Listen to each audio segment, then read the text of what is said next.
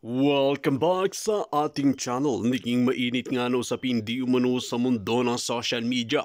Tila hindi na nga nakayanan ni former President Rodrigo Duterte na patulan itong si Tambaluslos na Romualdez na ito at Franz Castro. Dito nga natin makikita mga kaibigan na talagang binaltahan na ang dalawang ito at talagang pinahiya nga sa harap ng kamera.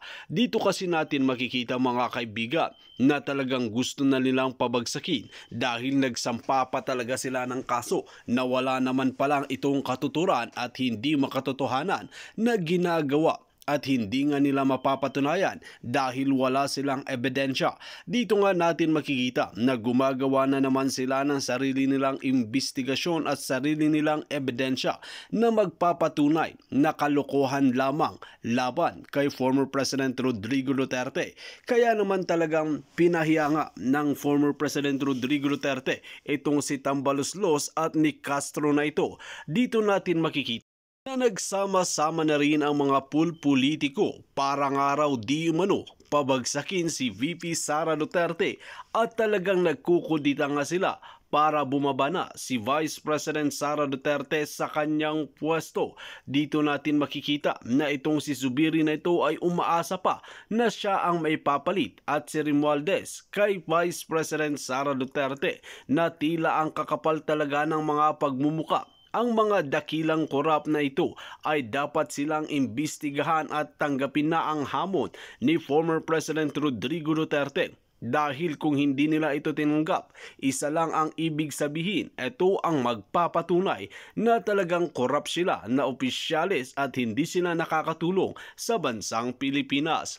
Well mga kaibigan, para nga sa karagdagang impormasyon, panoorin nga natin ang buong video. At kung bago ka lamang sa aking channel, huwag kalimutan i-click ang subscribe button at notification bell para lagi kang updated sa ating mga bagong video. At para sa solid viewers natin dyan, maraming salamat sa walang sawang pagsuporta. Abo dyan sa Congress. Hindi ko kayo tinatakot. Pero bantayan ninyo ang military pati pulis. Ilan ang namatay na pinatay ninyo pulis pati military. Pahaging pa ni Duterte, ang pakikipag-alyansa raw ni Romualdez ay para sa pagtakbo sa pagkapangulo sa 2028. Yung mga gustong ibigay mo yung bayan sa kanila. And let us see what will happen to this country. Mag-experiment tayo. Ako, sabihin ko sa iyo, bumoto kayo. Ikaw, Romualdez, wag ka na mo. Ako na magkampanya sa iyo. Ngayon na. Gusto mong presidente, I'm not worried. You know why? Diyan yung military. Ayan. Inulit ha? Inulit ng GMA. Chap-chap, inulit. Hindi ko alam kung intentional. Listen to this. Inulit. Hindi ako natatakot. Andyan yung military. Tapos, watch. Ito yung PMA. Ano lang yan, makalito lang yan. Nagatingin niya ng kung saan papunta ang bayan natin. Kinuha ng mga mamamahayag ang Tapos, ang next topic, kinuha ang panig ng pulis. reaction dito ni PNP Chief Ni PNP Chief. General Benjamin Acorda Jr. sa Bantayan ng pulis, bantayan ng sundalo, kinuha ang panig ng PNP Chief yun ang magkasunod. Buti na lang marunong sumagot ito. pagharap nito sa Senado kanina. Pero ang sinabi lamang niya, Pwedeng alamin ko lang muna yung what particular details or particular. Ang galing sumagot. Hindi niya diniretso ang sagot. Alamin ko muna yung detalye. Aurea Haway, maraming salamat po muli. Coach Oli pang SB, thank you. Thank you Aurea Haway sa pag-sponsor ng live na to at sa kusang loob. Yan. Ngayon, tanong ko sa inyo. Kung kayo, ito lang ang napanood nyo yung GMA. Ang dating nito, nananawagan na naman ng pag-aaklas, ng rebellion, etong si PRRD laban sa gobyernong ito. Tapos, anong next? Pasok Castro. Anong next? Pasok Kongreso, suportahan. Anong next? Sampahan ulit ng kaso. Anong next? May sabpina. Ang swabe, di ba? Ang bilis eh. Huwag tayo maglokohan. Yung sabpina, nung unang kaso ni PRRD, ang bilis. Ngayon, eto na naman. Oh, tuloy natin. role ng PNP na nababanggit kasi mahirap baka magkamali ako ng sagot po dyan. Si Romualdez sinabing bilang speaker, prioridad daw niyang itaguyod ang pagkakaisa at pagtutulungan sa lahat ng grupo sa politika. Isang tabi daw muna mga chismis at espekulasyon. Romualdez, isang tabi ang chismis. Ang number one chismosa nasa tabi mo, si Franz. Siya ang nagchichismis ng confidential funds. Siya ang nagchichismis na may impeachment. Siyempre, sasagot si Tatay Diggs. Sa eleksyon at ituon ang pansin sa kung ano ang magagawa para sa pag-unlad ng bayan at pagsulong ng kapakanan ng mga Pilipino. Tungkol naman daw sa kanyang political aspirations, buo niyang pinanindigan ang kanyang papel bilang speaker. Ang kanyang focus daw ay ang kanyang kasalukuyan. Natin i-discuss tong sinabi ni ni speaker. Kim Fu, maraming salamat po sa pag-sponsor ng live na to at sa kusang loob. Thank you, Kim Fu. Ang mga responsibilidad at hindi ang mga posibilidad sa mga eleksyon sa hinaharap. Hinihingan pa namin ng pahayag ang AFP. Sa sabpina naman para sagutin ang reklamong grave threats na inihain laban sa Kasabpina, ang bilis, no? Kakasampa lang ng kaso, nakasabpina na. Wow! Nakapass forward kayo, Franz. Ang lakas ng kapit mo, Teng. sa kanya sa Quezon City Prosecutor's Office, sabi ni Duterte, magpapakulong na lang siya dahil ino-oppress siya umano ni ACT Teachers Party List Representative Franz Castro ang nagsampa ng reklamo. Ayon naman sa Makabayan Block na kinabibilangan ni Castro, imbis raw sagutin ni Duterte ang reklamo, ay nagbato pa ito ng panibagong banta. Pinag-aaralan daw ito ng legal team ng Makabayan Block. May panabago na namang banta at pinag-aaralan na ito ng legal team. Ano ba yung legal team ninyo? Marunong bang kumuha ng konteksto? Okay. Pag pinanood mo ito, ulitin ko, lalabas, nagbabanta talaga si Tatay Diggs. Si PRRD. Na para gagamitin ng pulis at sundalo para pataubin ang gobyerno. Ganon. Pero pag pinanood nyo yung gikan, kaya ako nag-react, sabi ko, grabe itong mga to, ang galing nyo magmekos-mekos. Ha? Tapos sasampahan na naman ng kaso. Tapos gagawa na naman ng grave threat na naman. Nananakot na naman, pinag-aaralan. Paulit-ulit. Inalis nyo na naman sa konteksto. Ang konteksto ni Tatay Diggs doon, eto.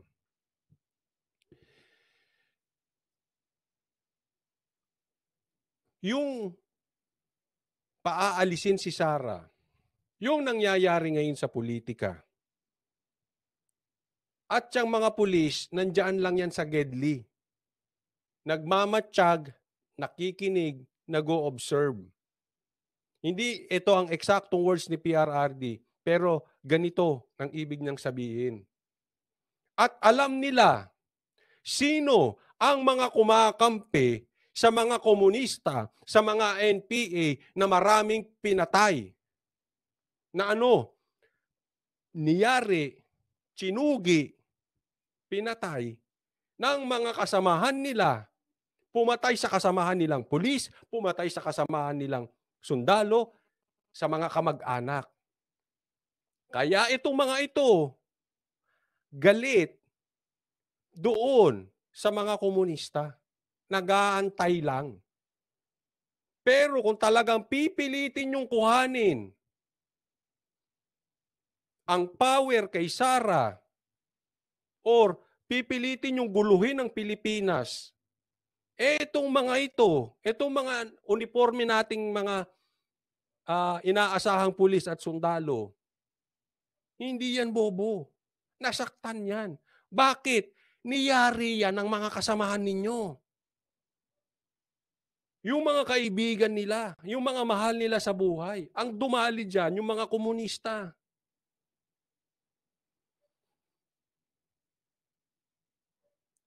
Kaya may hinanakit yan sa mga komunista. Yun ang ibig sabihin ni Tatay Diggs. At Yung mga kumakanlong na mga congressman sa mga komunistang yan, pag nagkagipitan, gagalaw na itong mga pulis. Kaya hindi raw takot si Tatay Diggs. Naiintindihan? Tagalog yon, Franz. Anong mahirap intindihin doon? Yun ang ibig sabihin. Panurin nyo kasi ng buo. Mag-ingat kayo sa bulong-bulong. Maaalis kayo sa konteksto.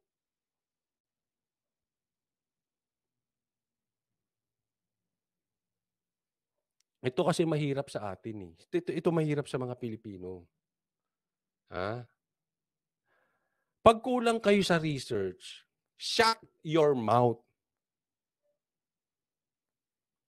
Yung iba kasi, nakapanood ng balita.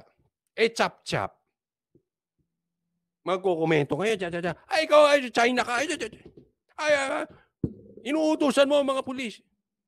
Tanga. Alam mo, itong mga to, alam nila, hindi sila tanga. Alam nila yung konteksto na ginamit kung saan ginamit yun ni PRRD. Hindi tanga yung mga yan. Kayong mga Pilipino, kayo mga bashers, kayo mga dilaw, kayo ginagawa niyang tanga.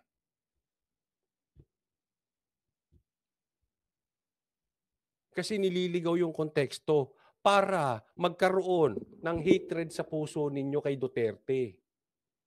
Ayun yun. Gusto nilang magalit kayo kay Duterte, gusto nilang magalit kayo kay Marcos, gusto nilang magalit kayo sa Pilipinas, gusto nilang magalit kayo sa gobyerno. Ang itinatanim niya mga yan, wala naman niyang gusto. Kahit sino hindi nila gusto. Ang gusto nila, galit. Magkaroon kayo ng galit sa puso.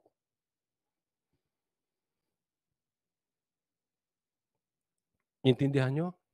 O, pabudol kayo ulit, ha? Pabudol kayo sa mga ganito.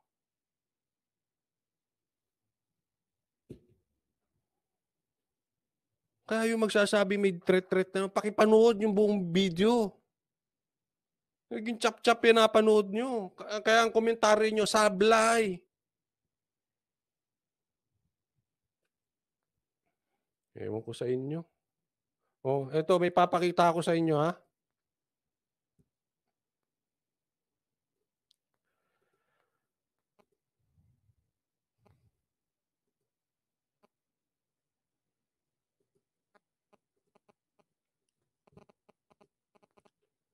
Ayan, nababasa ba nyo? Oh.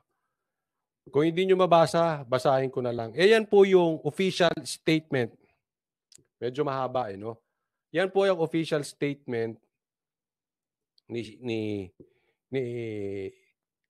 Speaker Romualdez. Yan na statement niya. Statement of Speaker Ferdinand Martin Romualdez on former President Rodrigo Duterte. Yan. Basahin nyo na lang. Pero ang komentaryo ko dito, finally, sumagot si Tamba. Finally, pag may issue, haharapin kayo ni PRRD, straight, magsasalita siya. Kayo, sumagot kayo. Huwag kayong tumago sa mga kakampi niyong congressman.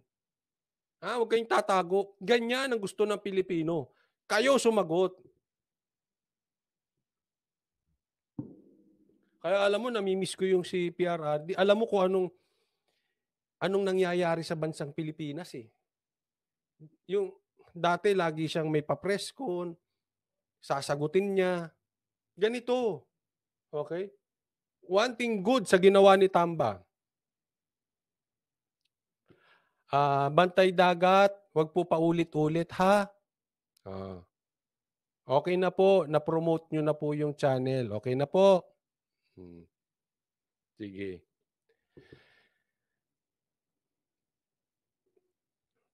One thing good, sumagot. At sana ganyan. Sagutin mo. Kung sang-ayon ka o hindi. Kung merong ayaw ninyo ang confidential funds, kayo mismo magsalita. Kung hindi nyo ayaw, Kung gusto ninyo, sabihin nyo. Kung hindi kayo payag sa confidential funds, kayo mismo magsalita. Be a man. LQP pa at maraming salamat sa stars. Ha? So, sa akin, okay ito. Walang problema. Ngayon, hindi ko alam kung totoo yung statement niyang yan o hindi. Kung bukal sa puso niya o hindi. But at least, one step forward. Ngayon, ipapakita ko sa inyo, baka sabihin ninyo, yan ay fake news. Hindi naman gumawa ng statement si speaker. Ito po. Ayan to.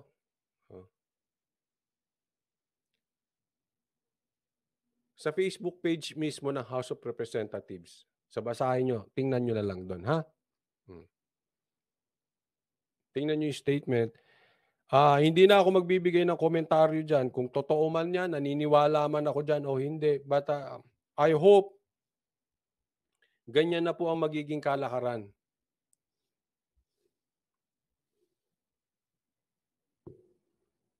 Be honest to the people. Kung gusto nyo, go. Kung ayaw nyo, go. Kayo magsalita, huwag kayong tumago. Huwag harap likod. Transparent tayo.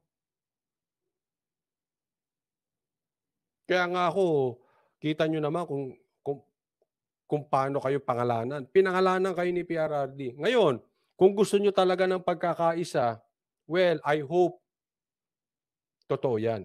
Kasi maganda yung sinasabi nyo.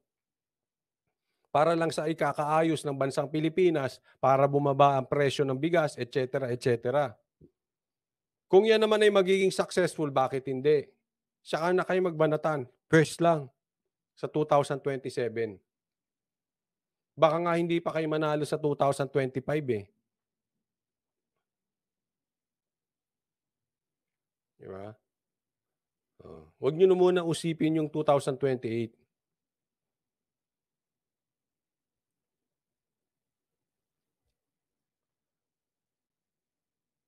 Ang nangyayari kasi dito,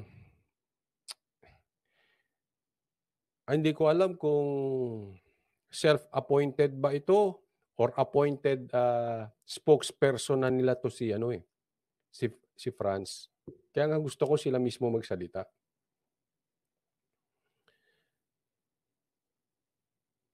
At least pag galing sa inyo, walang confusion ng Pilipino. Kasi nagmumukhang spokesperson ninyo si Franz. At kung hindi nyo siya spokesperson, pwede ba patahimikin nyo yung marites na yan? O sabihin, ay, grave threat yan, Coach Oli. Anong patatahimikin? Hindi. Ibig sabihin, suwayin ninyo. Kasi may power kayo sa kanila. Ichinichismis kayo eh. So kung hindi nyo maawat, dapat kinukundinan ninyo. Para hindi magduda ang taong bayan na ginagamit nyo, tagapagsalita, si Franz. At tumatago kayo sa likod niya. Maliwanag. Mag-statement kayo, yan. Bugan nyo. Huwag kung kani-kanino dumadaan. Kaya nga, kung ayaw nyo confidential funds, magsalita kayo. Kasi ganyan yung impeachment eh. Yung pinaplanong impeachment, may pirma yan eh. Malalaman ng taong bayan. Baka political suicide yun. Pag nalaman ng tao, ay, ito yung mga pumirmang impeachment kay Sara. Maaalala ng tao yun. Alam nyo naman. Nakita nila malakas pa.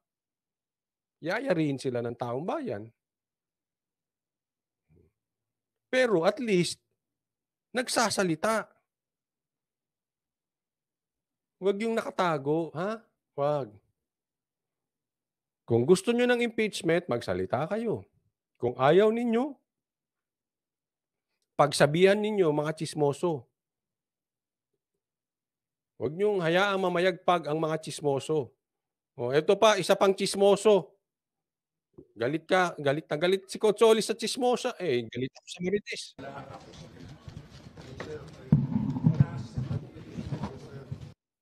Based on hearsay, wawasakin mo yung Sir, senador. I have no intention. Paano pa yung mga maliliit natin mga kababayan? Eto gusto ko bigyan ng komentaryo yon. Eto yung may nahuli na nagpakilala, yung nahuli na dumaan dun sa bus lane ay driver daw ni Bong, Senator Bong. Oh. Kaya nagagalit dito si parang pelikulang datingan eh. Oh. Oh, harapan. Pero ito, ang gusto ko, hinarap ni Senator Bong. At ito naman si Nebriha, hinarap. Harapan. Oh, tumatago. Ako good for them ha. Oh. Intention na sa akin kayo. Why will I do that? Eh bakit mo binanggit yung pangalan ko Sir, sa media? yun po, nakakaradyo Sana po ako. bine-verify niyo muna. Like a scene from Oh, yun ang ano dyan. Yun ang naging problema. Bakit? Hindi pa naman pala ikaw sigurado, binanggit mo. Oh. Eh di anong pinagkaiba mo doon sa mga vloggers? Naku, may kakilala akong ganyan. Vlogger na ang hilig mag-name drop. Name drop ng name drop. Ay, alam mo si Colonel ganito? Ay, si General ganito? Ay, kakilala ko yun. Dikit ko yan. Ay, mag-iingat. Eh, yung driver na yun, kahit sino pwede niya sabihin eh. No. Kamag-anak ko, driver ako ni Marcos, driver ako ni Duterte. Tapos chinismis mo. Eh, delikado. a movie. Actor turned Senator Bong Revilla scolds MMDA official Bong Nebriha for allegedly naming him as a violator of the EDSA busway rule. MMDA officials went to the Senate to personally explain to Revilla that it was the driver of the apprehended car with the plate number 8 that dropped his name. This information was passed on to Nebriha by an enforcer. Ang pagkakamali po ni Colonel Bong, sinabi niya na kung naandyan si Senator Revilla, wag mo nang tikitan, patakbuhin na.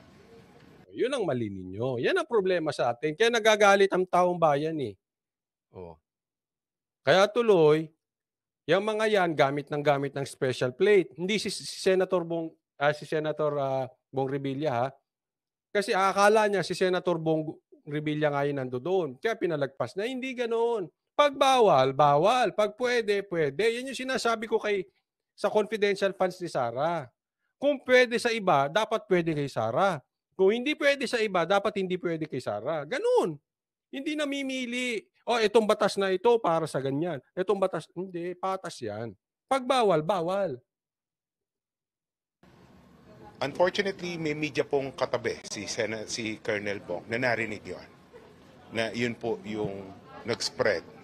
Revilla demanded a public apology. I have already apologized, Kano. I'm really sorry. I already apologized kanina. I already made an apology. Tao lang po tayo. Lahat po tayo nagkakamali. Eh ngayon, kung nagkamali po yung enforcer ko, as the commander of the task force, the buck ends with me. Yun, katapang, narinig mo? Ayan ang leader. Ito mali siya. Hindi ko sinasabing tama, baka sabihin nyo, hindi, mali siya, pero nag-sorry siya, nag-apologize. Nag-apologize kay Senator Bong Revilla, nag-apologize sa taong bayan. Huwag mo nang uulitin, sir, ha? Pero okay na yan. Sa akin kasi pag nag-apologize, sincere, okay na yan. Sa tingin ko, sincere. Bakit? Hindi niya pinasa sa taon niya. Kung meron kailangan masuspindi, ako na. Kasalanan niya. Calling Katapang. Yuhu! Asan ka na, Katapang? Boying. Asan ka na, Boying? Ganyan ang leader. Pag mali ng ibaba, presenta ka. Ako mali.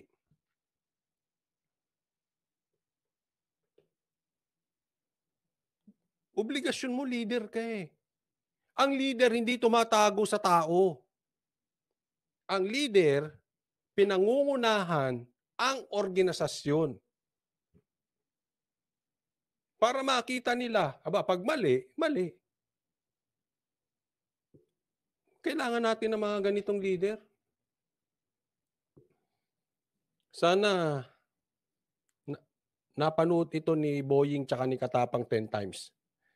Acting MMDA Chairman Don Artes also apologized. He says to give way to the investigation, Nebrija will be suspended as head of the task force. Noon, para malidang investigation, resign or pasuspindi. Special Operations Unit beginning Thursday. The preventive suspension can last from 2 weeks to a month. Itapes na may mga violations po kasi bakit naglilik yung pangalan ng mga nahuhuli, which is hindi naman po dapat. And second, kahit naman po sino na nag-name drop, hindi naman po dapat pinalilibre. Yun po yung policy namin. Dapat hulihin kung sino man yung ano, di ba? Yes, tikitan nyo. Ang instructions ko naman po, kahit na nag-name drop, ay hindi po talaga dapat payagan. After airing his grievances, Revilla accepted the apology.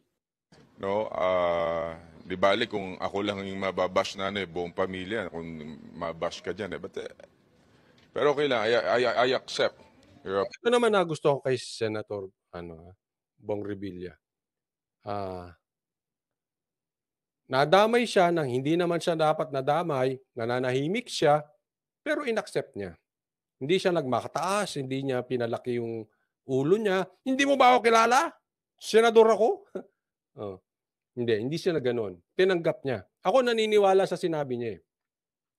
Kasi from Alabang, pag pupunta ka ng Manila or QC, hindi ka nakadadaan ng EDSA. Alam ko yan kasi yan ang daanan ko. Ang daanan mo, Skyway. Halimbawa, pupunta ako ng QC. From Alabang, yun yung sinabi ni Senator Bong. From Alabang, hindi ka na, ayaw mo ng EDSA, napaka-traffic ng EDSA eh. Dadaan ka pa sa busway, daming problema. Samantalang, babayad ka lang sa Skyway, pa-relax-relax ka ron. Naka-Skyway ka na. Punta kang QC, bababa ka ng Araneta. Manila, bababa ka ng Magallanes. Kung ano-ano, marami na hindi mo kailangan dumaan ng EDSA. Kaya nga,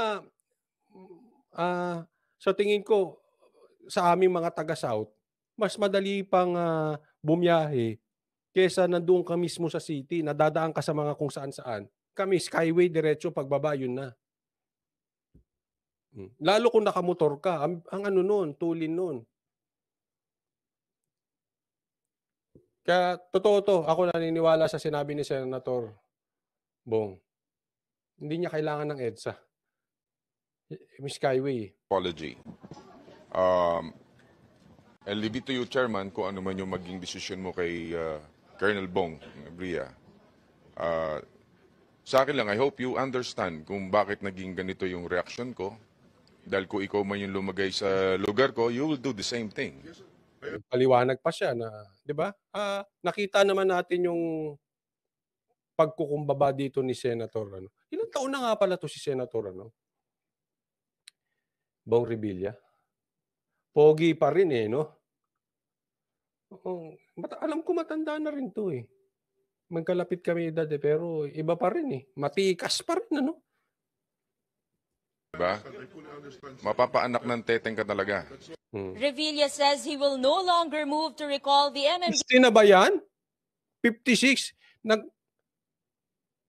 Grabe. Gwaping pa nga. Matindi talaga. May kamandag. Kasi yung ganyang edad, 60, 56, matindi, 57. Parang bigla ako nahiya. Matindi. Iba talaga pagka maalaga sa katawan tsaka walang bisyo. MMDA's budget in plenary, saying it's not the entire agency at fault. He says he only said this out of sheer frustration, this being the news that greeted him this morning. He says he has quote-unquote phobia about being wrongfully accused after being jailed and cleared for plunder.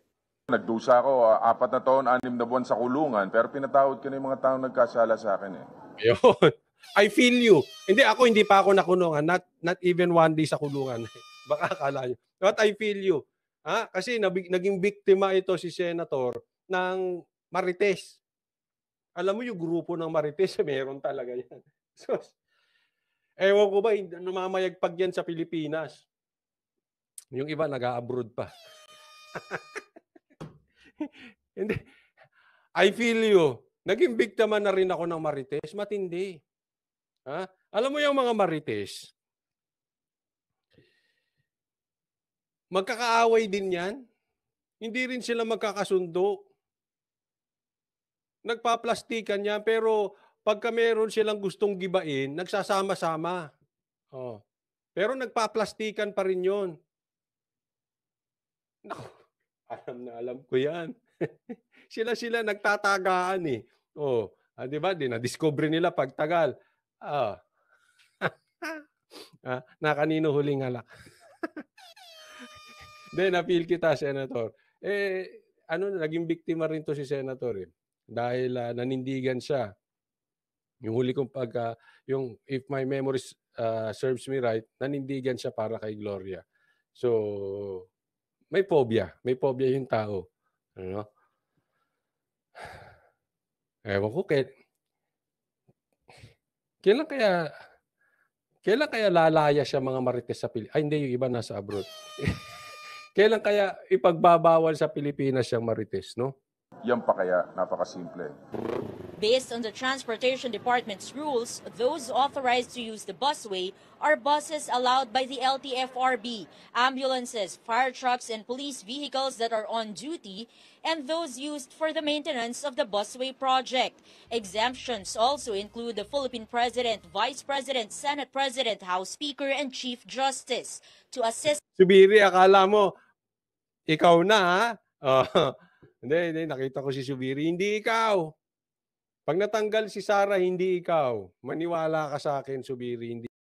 Dito nga natin makikita mga kaibigan na kahit ano ang gawin ng mga pulpolitiko na tambaluslos na ito ay hindi nga magpapatinag ang mga Duterte supporters dahil kahit anong mangyari ay pag talagang nasibak nga si Vice President Sara Duterte at parang pag natuluyan ang plano ng masasamang mga tambaluslos na ito ay magkakagulo nga sa bansang Pilipinas dahil magkukulita rin ang supporters ni VP Sara Duterte sa mga tambaluslos na ito. Kaya dito nga nagpakita sila ng suporta na hindi nila iiwanan si Vice Presidente Sara Duterte at Tatay Digong. Well mga kaibigan, kung kayo ang tatanungin ano ang inyong mga opinion, just comment below sa ating comment section at ating pag-uusapan.